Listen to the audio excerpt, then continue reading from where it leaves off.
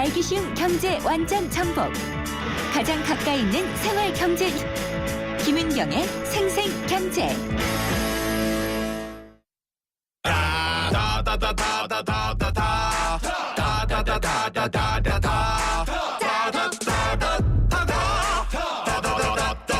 쇼핑하는 곳이 다 할인받는 곳. 롯데 올마이 쇼핑카드. 전월 실적 조건 및 할인한도 홈페이지 참조. 2015년 삶의 질 높이기 프로젝트 지벤잡. 전문가가 나선다. 국내 최고의 컨설턴트들이 콕콕 짚어주는 최적의 주거 해결책은 생생경제 특별기획 지벤잡. 복지 기본은 안정적인 주거부터.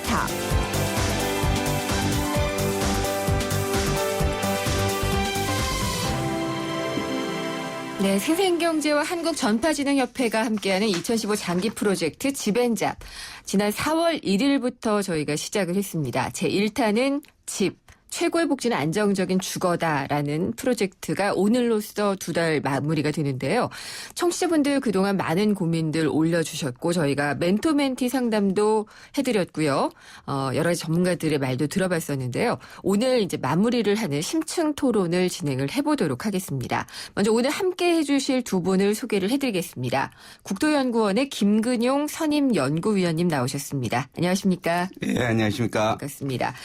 그리고 저희 거주개선 프로젝트 자문위원도 하고 계시죠. 부동산 114의 함영진 리서치 센터장께서 나오셨습니다. 안녕하십니까? 예, 안녕하십니까? 네, 두 분 잘 아시죠? 그래도 인사 나누시죠. 안녕하세요, 네, 반갑습니다. 네, 반갑습니다. 네, 저희가 지난 4월 1일부터 해서 매주 월요일마다 다양한 주제를 갖고 있는데 다 집 문제였어요. 그래서 뭐 전세의 월세화가 너무 빠르게 진행이 되고 있다. 임대주택은 왜 이렇게 모자라냐. 그리고 금융정책들 다 완화는 해주는데 그렇다면 집사도 되느냐. 이런 주제들 다 얘기를 해왔는데요.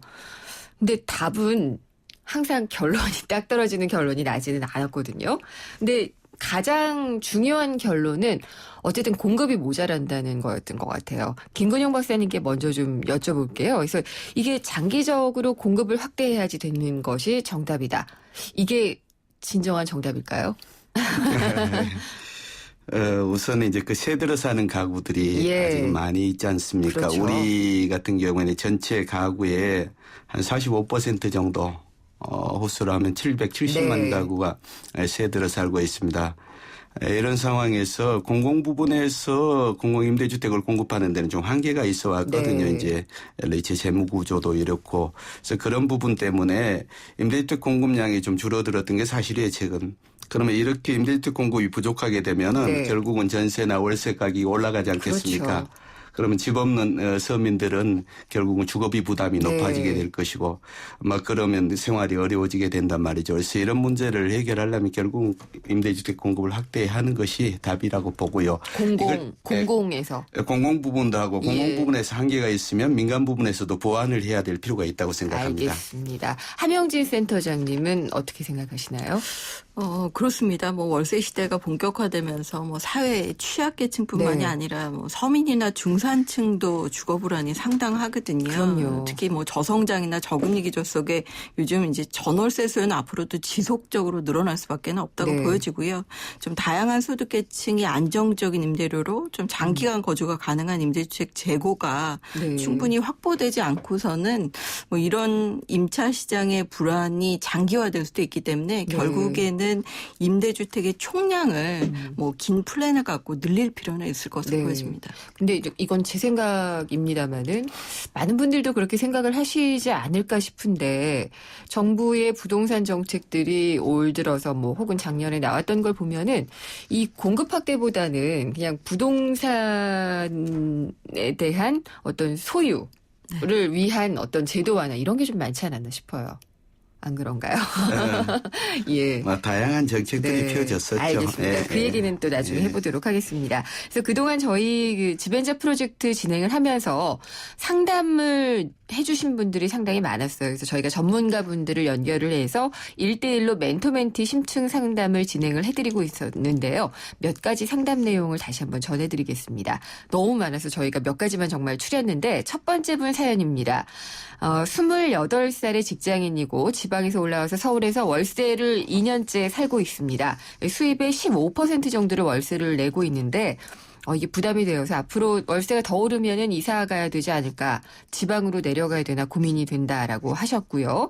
답변은 지규현 한양사이버대 부동산 도시 미래학부 교수님께서 해주셨는데 전체 월급의 15%면은 이게 작아 보일 수도 있지만은 상당히 적은 비중은 아니다라고 얘기를 하셨고, 전세로 이주가 가능하면 전세를 찾고 직업도 지방에 이주가 가능하면은 미래에 대한 투자 뭐 이런 것들을 고민을 해서 해보도록 하시면 좋겠다라고 조언을 주셨습니다.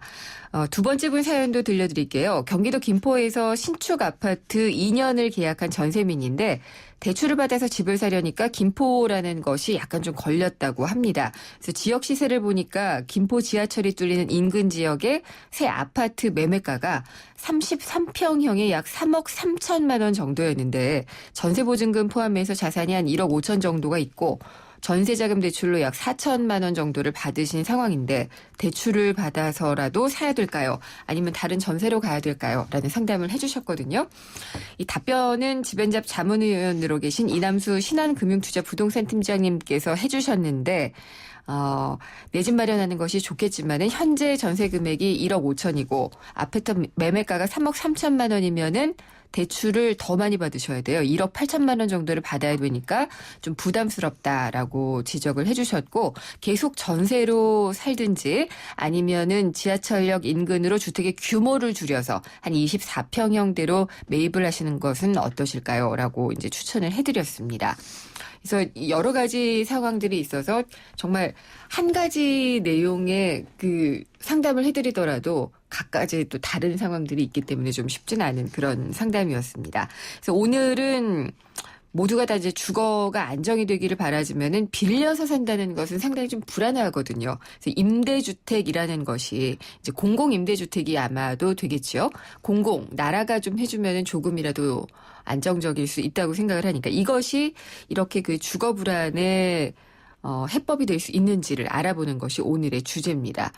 근데 박사님께 먼저 여쭤볼게요. 김근용 박사님께. 예. 이 우리나라의 공공임대주택이 어느 정도나 비중을 차지하고 있나요? 전체 부동산 시장에서요. 예, 전체 그 주택 시장에서 이제 공공임대주택이 어느 정도 수준이 되는가. 네. 그럼 먼저 공공임대주택이 어떻게 정의되고 있는지부터 좀 말씀을 간단히 드릴게요.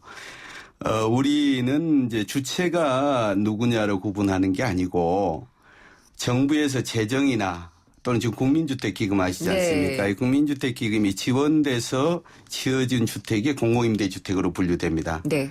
그러면 이 공공임대주택은 LH나 또는 그 서울시의 SH공사 등에서도 이렇게 공급을 하지만 민간 부분에서도 이게 기금이나 기금 지원을 받아서 이렇게 공급을 할 수 있단 말이죠. 그 수치를 봐보면은 우리 이제 가구 수부터 봐보면 전체 주택수, 전체 주택수가 한 1,850만 호 이 정도 지금 나옵니다. 네. 이제 그것도 주택수도 봐보면은 거기 그 다세대 주택을 갖다가 이게 구분해서 하느냐 등에 따라 다르죠. 이제 거처 구분을 해서 한다고 전제할 때 그 정도 나오는데 공공임대주택 중에서 공공이 지금 LH나 지자체가 가지고 있는 것이 2014년 기준으로 계략 한 98만 원, 약 100만 원 정도 돼요. 98만 원. 이렇고 그다음에 이제 민간이 소유하고 있는 것이 15만 원 정도 돼서 전체가 113만 원 정도로 이렇게 나옵니다. 물론 등록임대주택 다 하면 162만 원 이렇게 나옵니다만은 이건 이제 복잡한 부분이라 제가 간단하게 기금이나 재정 지원받은 것만 말씀드릴게요. 그러면 공공임대주택 구수 113만 호를 전체 주택제곱 1,850만 원 대비시켜 보면 약 6% 정도 됩니다. 6%는 함영진 센터장님 너무 좀 적은 거 아닌가요? 그렇습니다. 좀 부족한 편이라고 봐야죠. 이제 예. 아까 말씀하신 대로 국내에 제도권 내 등록 임대주택 비율이 뭐 5.4% 그러니까 약 한 6% 정도 되는 거니까 네. 지난해 기준으로 따져보면 160만 원 정도거든요. 근데 예. 이제 OECD 평균 같은 경우는 11.5%를 넘어서고 있습니다. 그러니까 OECD 평균에 비해서도 한참 못 미치는 그렇네요. 수치라고 봐야 될 것 같고요. 예.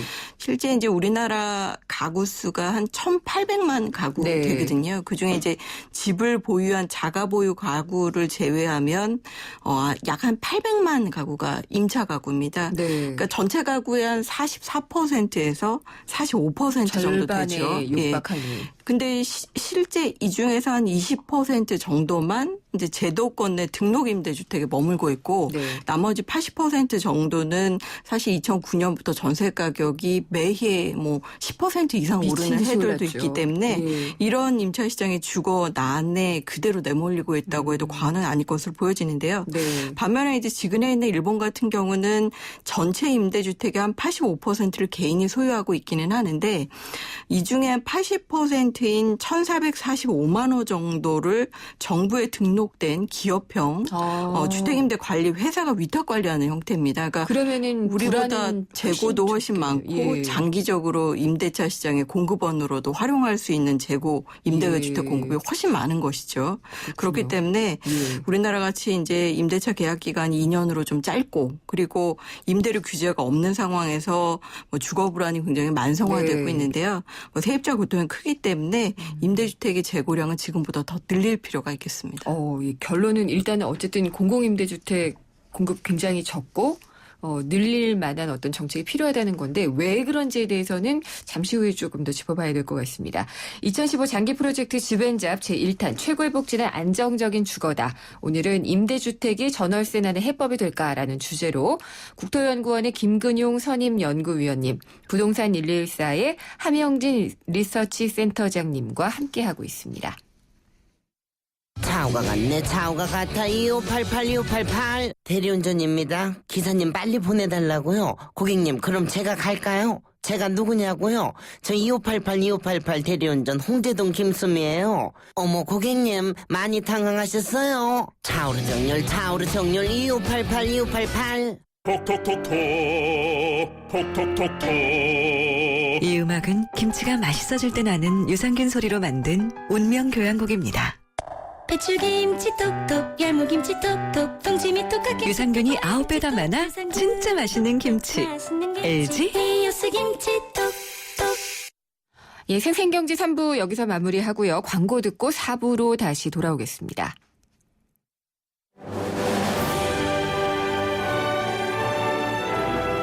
(2015년) 올 여름 영국 옥스퍼드에서 개최되는 국내 유일한 영어 캠프를 만나보세요. YTN 라디오가 주최하는 옥스퍼드 영어 캠프는 자녀들의 영어 실력을 한 단계 끌어올려드립니다. 캠프가 끝난 뒤에는 서유럽 투어의 기회도 누리실 수 있습니다. 영국 옥스퍼드에서 체험하는 YTN 옥스퍼드 영어 캠프. 자세한 문의는 웹사이트 ytncamp.com이나 02-723-0550에서 확인하실 수 있습니다.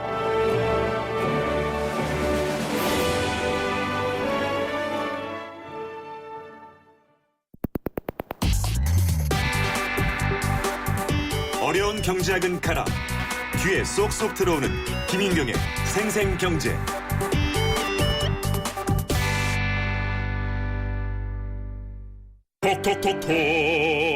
톡톡톡톡 이 음악은 김치가 맛있어질 때 나는 유산균 소리로 만든 운명 교향곡입니다.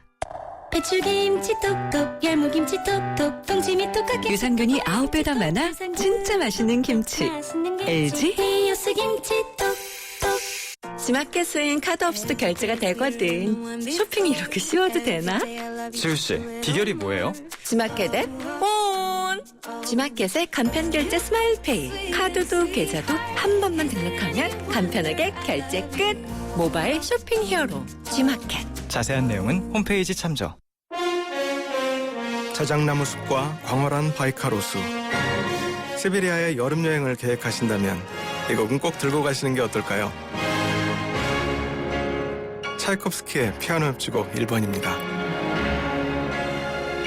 대한항공 러시아 4개 도시 운항. Korean Air. 네, 김윤경의 생생경제 4부 시작하겠습니다. 2015 장기 프로젝트 집앤잡 제1탄 최고의 복지는 안정적인 주거다. 오늘 두 번째 심층 토론이고요. 임대주택이 전월세난의 해법이 될 수 있을까라는 주제로 국토연구원의 김근용 선임연구위원님, 부동산 114의 함영진 리서치센터장님과 함께 하고 있습니다. 4부 시작에 앞서서 또 1대1 멘토멘티 상담 내용을 간단하게 하나 소개를 해드리면은요. 현재 고양시 일산 국민 임대 아파트에 살고 있는데 고3의 딸, 고1 아들 그리고 어머니를 모시는 맞벌이 가정이고 총 수입은 400만 원 정도고 부채는 없습니다. 한 월 100만 원 정도 적금 부을 수 있다고 하시는데 현재 아파트에서 앞으로 10년을 더 거주하고 싶은데 현재 7천만 원 정도의 여윳돈이 있어서 고양시 인근의 땅에 한 100평 정도의 땅에 투자해볼까 하는 생각인데 어떻게 할까요? 라고 이제 상담을 해오셨거든요. 이 답변은 집앤잡 자문위원으로 계시는 박상원 UNR 컨설팅 대표가 해주셨습니다.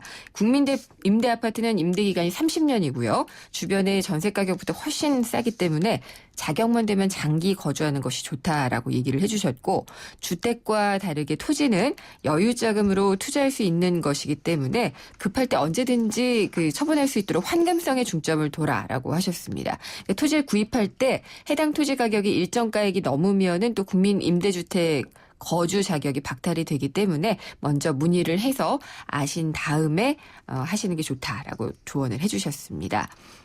이분은 상당히 좀 해피하신 경우네요. 그렇죠, 센터장님. 네, 근데 사실 토지 시장이 생각보다 황금성이 좋지는 못한 상황입니다. 그래요? 물론 이제 지난해 토지 가격이 전국적으로 한 2% 정도 오르긴 했지만 또 뭐 경기 침체라든지 또는 상품에 따라서 용도 지역에 따라서 황금성이 달라질 수 있고요. 아까 얘기한 대로 이제 국민임대주택 같은 경우는 무주택 세대주 자격도 필요하지만 본인의 소득 외에 뭐 자동차라든지 토지나 건물 같은 무주택자라 하더라도 다른 기타의 부동산 자산이 있으면 평가 기준을 통해서 입주를 못하고 퇴거를 하실 수도 있기 때문에 주의하실 필요는 있는 것 같습니다. 예. 김근용 박사님, 임대주택, 아까 이제 공공임대주택이란 무엇인가라는 정의를 잘 해주셨는데요. 근데 우리가 임대주택 그러면은 다 공공을 생각하거든요. 근데 이제 그게 태부족이다라는 얘기를 아까 이제 했었잖아요. 왜 이렇게 적을까요? 네, 공급 부분 말씀이죠.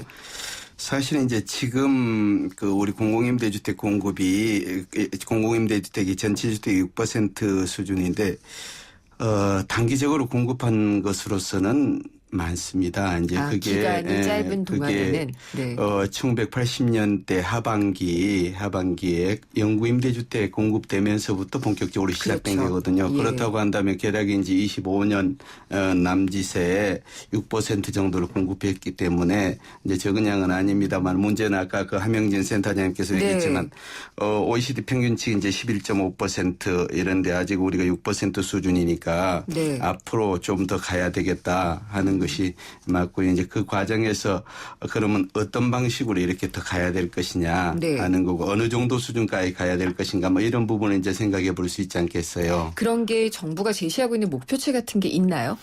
목표치는 이제 정부 장기주택 종합계획이 우선 있습니다. 장기주택 종합계획이 10년 단위 계획으로 되어 있는데요. 이게 이제 2013년에 제2차 장기주택 종합계획을 수립했어요. 여기서는 2022년까지 목표를 190만 호로 잡고 있습니다. 190만 원. 지금이 180만 원 아니에요? 지금이 아까 말씀드렸다시피 이제 공공 부분에서 가지고 있는 것이 98만 원 아닙니까? 98만 원. 그러니까 향후에 계략한 90만 원 정도 더 짓겠다 이런 계획이 되는 셈인 거죠. 10년 동안에. 많이 늘리겠다라는 의지는 분명히 있는 거군요. 그렇습니다. 네. 함영진 센터장님. 근데 이 공공임대가 말고요. 이제 말이 헷갈려서 그런데 뭐 준공공임대라는 것도 있고요. 이제 또 민간의 임대를 공공처럼 한다라는 그런 개념들도 나오는데 종류가 다양해지면은 공급이 늘 수 있는 여지도 좀 많아지는 거 아닐까요? 그렇습니다. 뭐 지금 현재 공공에서 공급하는 거는 뭐 영구임대, 국민임대, 매입형임대, 뭐 거기에 이제 요즘 행복주택 같은 이제 공공임대 주택 종류가 상당히 다양하죠. 네. 근데 대부분의 일정 소득 또는 일정 자산 이하의 무주택 세대주에게만 혜택이 돌아가다 보니까 앞으로 그렇죠. 임대 네. 기간이나 뭐 거주 지역, 소득 수준, 공급 면적 뭐 이렇게 해서 좀 임대의 유형을 네. 좀 다양화해야 하는 것이 아니냐 이런 사회적인 요구가 있었는데요. 네. 그래서 좀 과도한 규제는 풀고 인허가라든지 세제 지원을 통해서 수익성을 개선시켜서 민간 부분이 직접 임대주택을 지어서 네. 주거 서비스도 다양화하고 또 뭐 임대주택은 사실 좀 영세한 취약계층만 거주하는 곳이다. 뭐 이런 좀 이미지도 개선하려고 한다면 네. 주택임대관리업이라는 연관산업도 발전시킬 수 있도록 이제 민간의 임대주택 공급을 활성화할 필요가 있는데요.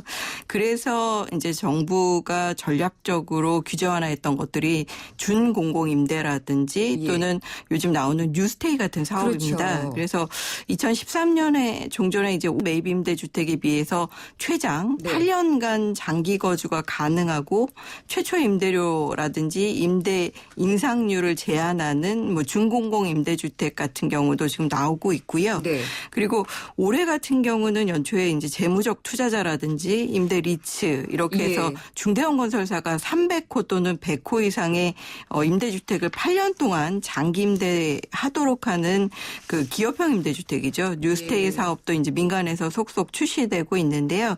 이런 부분들이 특히 뉴스테이 같은 경우는 올해 서울 신당동, 네. 대림동, 인천 도화지구 그리고 수원 건선동 이렇게 포함해서 한 10,000호 정도 착공을 한다고 하니까 앞으로 많이 좀 찾아보실 수 있을 것 같습니다. 근데요, 이거는 이제 김근용 박사님께 네. 질문을 드리면 뉴스테이 네. 이 서민보다 조금 더 소득이 나은 중산층을 위한 거라고 얘기를 하는데 신당동만 해도요.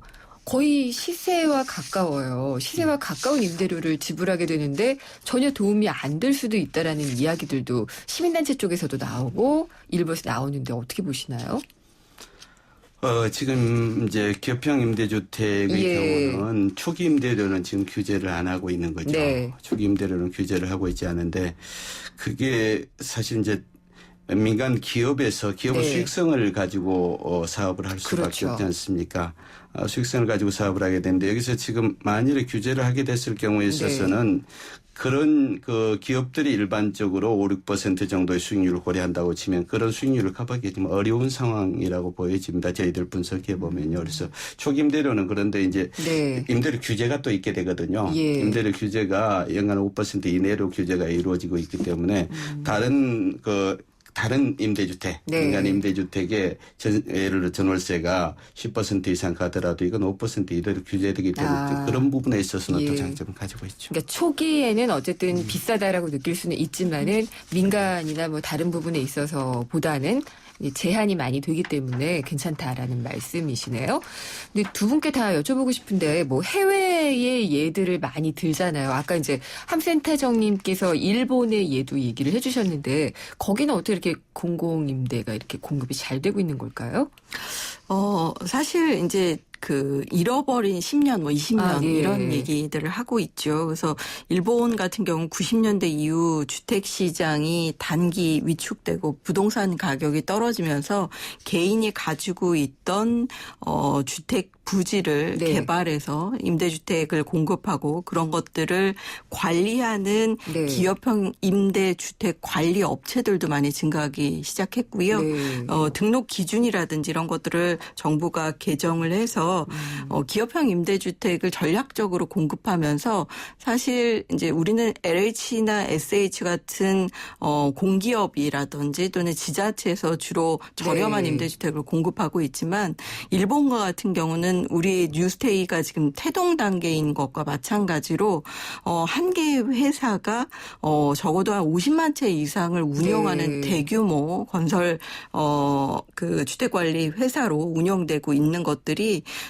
결국에는 서민들의 주거 서비스 증가라든지 네. 좀 안정적인 임대주택 공급으로도 활용되고 있는 장점들이 있는데요.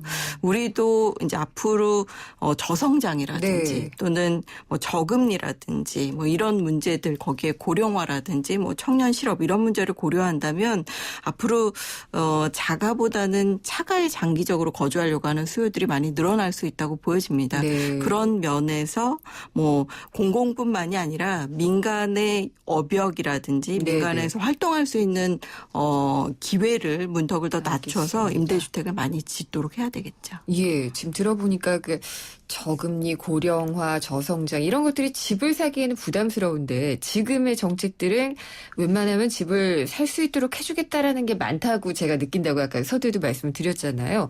이런 식으로 민간에 하려면은 뭔가 인센티브가 있어야 되잖아요. 김근영 박사님. 예, 민간의 그 임대를 공공처럼 할 수 있도록 하려면은 어떤 제도들이 좀 필요할까요?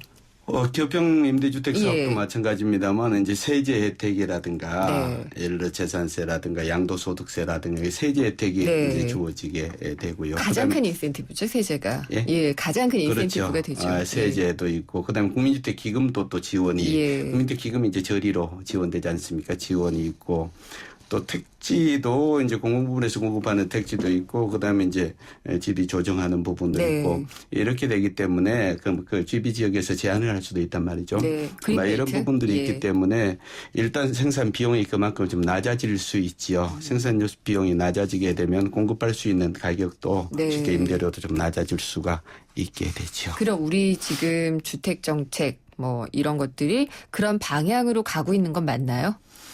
예, 그렇다고 봅니다. 저는 네. 이제 우선 자금이 정부의 제한이 있고 그다음에 주택이 아주 부족하던 시절에서는 우선은 저소득층부터 우리 신경을 썼단 말이죠. 네. 저소득 무주택 가구들을 예. 중심으로 예를 들어서 임대주택을 공공임대주택을 공급한다든가 아니면 전세자금을 지원한다든가 예. 그다음에 또 지금 이제 최근에 또 주거 급여도 또 들어왔습니다. 바우처라고 얘기하는 거죠? 예. 이제 미국에서는 바우처 형태를 하고 네. 있죠. 그래서 이렇게 들어와 있으면은 보편적 주거복지, 소위 이제 모든 국민을 대상으로 하는 이런 부분에 대한 것까지도 이제 우리가 확장해 나가야 되지 않겠는가. 그래서 그렇다고 하면 이번에 나오는 기업형 민간임대는 바로 그런 부분까지를 겨냥한 것이라고 보시면 되겠습니다. 네. 함영진 센터장님도 이 뉴스테이 그러면은 지금의 어떤 그런 초기적인 지적들이나 뭐 이런 네. 것보다는 앞으로의 방향을 본다면은 맞는 방향으로 나가고 있다고 보시는 건가요? 뭐 앞으로도 공급을 좀 확대하기 위한 여러 가지 보완책이 마련될 필요가 있다고 보여지는데요. 예. 다만 이제 그 좀 활성화되기 위해서 넘어야 될 산도 있는 것 같습니다. 그러니까 네. 예를 들어서 뉴스테이 경우 같은 경우는 이제 건설사들이 사업에 참여를 하더라도 예. 이제 8년이라는 의무 기간 이상 보유 운영할 수 있는 가능성이 좀 낮다고 보여지는데요.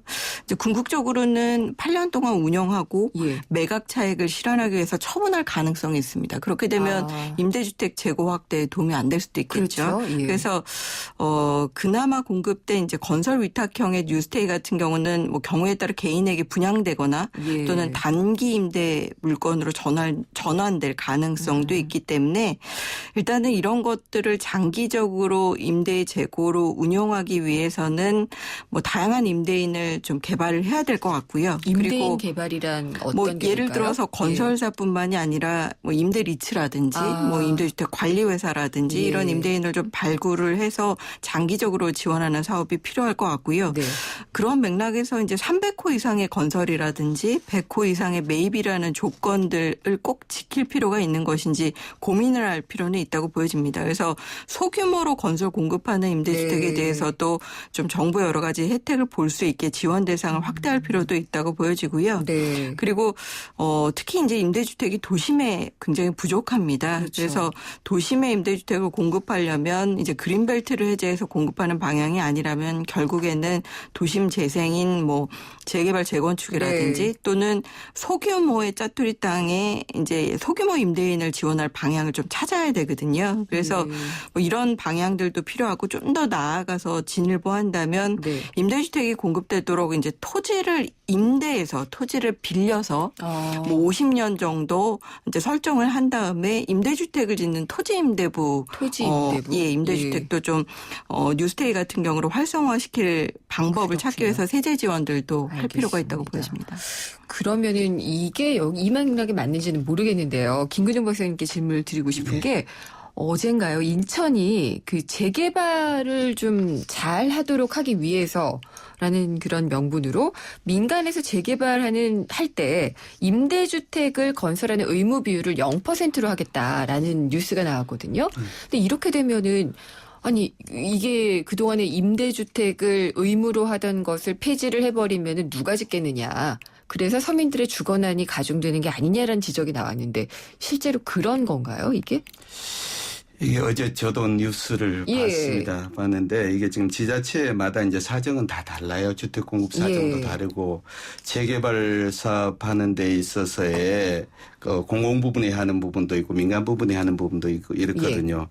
인천시 경우는 이제 당초 그 임대주택 공급 의무 비율이 17%로 돼 있었죠. 네. 그런데 그 상황에서도 임대주택 공급량 재개발 지역 등에서 임대주택 공급하는 양의 약 2% 정도밖에 민간 재개발이 이루어지질 않았습니다. 아, 그 의무는 17%였는데 실제적으로는 2%. 예. 막 그렇게 해서 결국은 민간 재개발 사업이 거의 이루어지질 않은 상황이었었어요. 막 그런 상황에서 그럼 그게 결국은 임대주택 공급 의무 비율이 상당히 걸림돌이 되는 네. 상황이었다고 보여지거든요. 막 그렇게 되다 보니까 인천시에서 실제 이렇게 공급이 되지 않은 상황이니까 예. 또 당연히 거주자들도 1% 정도밖에 들어가질 않았어요. 아마 이 상황이니까 이 부분을 갖다 굳이 17%를 가져가게 해서 이렇게 활성화됐는데 장애 요인으로 둘 것인가 뭐 그런 것 때문에 그렇게 줄이지 않았나 이렇게 보여집니다. 그리고 또 거기도 이제 예. 5% 정도 예. 또 구청장이나 군수 등에게 네. 정비 계획 때 조정할 수 있는 여지도 또 두었더라고요. 그러면 그렇게 우려하지는 않아도 되는 거라고 보시는 건가요? 뭐 지자체에서 좀 알아서 지자체에서 알아서 결정했겠습니까? 예. 그렇군요. 그리고 행복주택 같은 경우에 함 센터장님 네. 뭐 일부 서울의 어떤 동네들 보면은 뭐 정말 뭐 혈서를 써가면서 막 반대하고 막 이랬잖아요. 네네. 근데 그게 사실 지어지면 그래도 또 공급이 늘어나니까 좋지 않았을까라는 생각인데 안 됐어요. 삽도 못 든 곳도 많고. 이거는 어떻게 진행이 되어야지 될까요? 그 행복주택 사업 지구들의 예. 부지를 확대하기 위해서 뭐 철도 부지뿐만이 예. 아니라 뭐 나대지라든지 유수지 또 뭐, 가지고 예. 있는 유수지 예. 뭐 이런 지자체나 정부가 갖고 있는 택지뿐만이 아니라 요즘에는 이제 그 인천의 청천동이라고 네. 하죠. 이제 주택 가격이 크게 오르지 않으니까 재개발 재건축 사업 속도도 굉장히 늦어지고 있습니다. 근데 이럴 때 일정 부분 일반 분양할 부분을 뭐 리츠나 펀드 같은 네. 재무적 투자자들이 한꺼번에 매입을 해서 조합원 시세로 대규모로 임대주택을 공급할 수 있는 뉴스테이 사업의 공급원에 이런 것들도 많이 증가하고 있는데요. 네. 이런 것들처럼 이제 행복주택도 그 여러 가지 택지를 확보해서 적재적소에 공급할 수 있도록 좀 네. 주민들을 설득하고 또 공공 기여할 수 있는 생활 편익 시설이라든지 또 지자체의 수요에 맞게 또 일부 지자체 장에게 이제 공급의 계획에 뭐 입주권을 넘긴다든지 뭐 이런 알겠습니다. 식으로 해서 공급을 예. 확대하는 것도 필요하다고 보여집니다. 예, 김 박사님이 하시고 싶은 말씀이 있으신 것 같은데 시간이 별로 없어서 30초 드릴게요. 10초에 예, 30초 정도. 네, 짧게 말씀드리겠습니다. 행복주택 그 초기에 나왔을 때 이제 그런 애로사항들이 있었어요. 네. 그랬습니다만은 2014년부터는 실제로 이제 후보지가 뭐 LH가 보유하고 있는 땅이라든가 네네. 지자체에서 지원하는 것 등에서 작년에 공급 목표 26,000호인데 33,000호 그 지구 지정이 됐습니다. 네. 금년도에도 목표량의 절반 정도 수준까지 가고 있고 그래서 지금 지자체 등의 협조가 잘 되고 있는 잘 상황입니다. 되어 가고 있다라는 네, 이야기셨군요. 아유, 시간이 없습니다. 저희가 더 많은 이야기를 하고 싶은데 임대주택 어쨌든 늘어야지 되고 정책적인 어떤 제도 보완이 많이 필요하다라는 얘기를 했는데 마지막으로 정의를 좀 내려야 될 것 같아요. 임대주택은 무엇이다라는 정의를 내리면서 거기에 좀 의지를 좀 담아주시면 좋겠네요. 함영진 센터장님께 먼저 여쭐게요. 임대주택은 무엇이다? 네, 뭐 임대주택은 서민 주거복지의 천병이라고 생각이 서민 됩니다. 주거복지의 천병이다. 예, 일단 예. 뭐 의식주 중에 가장 큰 돈이 들어가는 부분들이 바로 주거지죠. 그래서 예. 좀 서민 주거 안정의 보루 역할을 할 수 있도록 네. 공급에 신경을 써야 꼭 되겠습니다. 필요하다. 예, 김 박사님. 네, 저는 뭐 주거 생활은 점진적으로 상향 이동할 수 있어야 되지 않겠습니까? 네. 그런 점에서 하나의 받침돌이 되어준다는 점에서 예. 임대주택은 희망의 사다리다. 희망의 이렇게 사다리다. 얘기하고 싶습니다. 이것도 역시 꼭 필요하다는 말씀이시네요. 그렇습니다. 예, 알겠습니다. 임대주택은 결국은 우리가 꼭 필요한 것이고 늘어나야지 될 것이고 제도적인 보완이 계속 이루어져야 될 것 같습니다.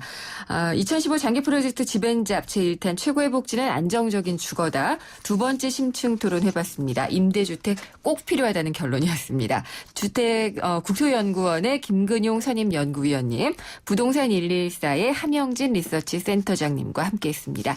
두 분 오랜 시간 감사합니다. 고맙습니다. 네, 감사합니다. 디자인 좀 아시는 분이라면 천연 가죽의 부드러운 감성과 인체공학적 디자인이 만들어내는 완벽한 그립감의 가치를 아실 겁니다. 이제 스마트폰에서도 See the great, feel the great. LG G4. 파리의 루브르가 런던의 대형 박물관이 있다면 러시아에는 300만 점의 걸작을 자랑하는 에르미타주 미술관이 있습니다. 무소르스키의 전람회의 그림이 떠오르는 곳입니다. 대한항공 러시아 4개 도시 운항. Korean Air. 오늘도 하품하다 하루가 다 갔어. 착한 활력이 필요해. 기운이 뿅 생겨났어. 활력이 슝슝 생겨났어. 착한 활력 비타민으로 채워주세요. 착한 드링크 비타오백. 네, 오늘 퀴즈 정답은 1번 뉴스테이였습니다. 당첨자는 저희 제작진이 따로 연락을 드리도록 하겠고요. 다음 시간에 찾아뵙겠습니다. 김윤경이었습니다.